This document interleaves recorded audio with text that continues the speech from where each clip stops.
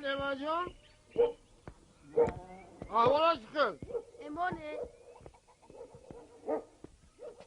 روش کن نعمت تو از من خفه نشو اما یک زنی تنهای بیشوهر نعمت جان من به وی هیچ بدی کردن نمیخواهم نه بلکه میخواهم در زندگانی در پهلویش باشم اما ای تو گمان میکند که من پیر شدم و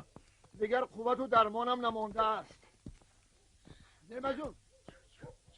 نعمت رفته به احمد گوی که غفار دائما مغز و منیز میخورد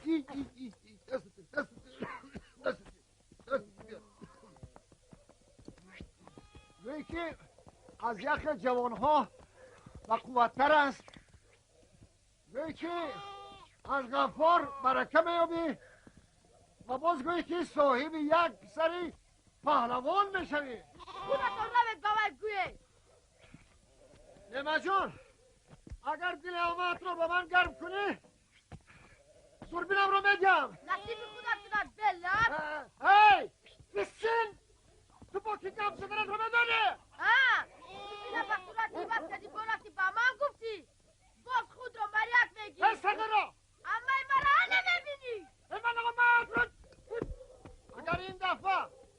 چهاربایت بابا که من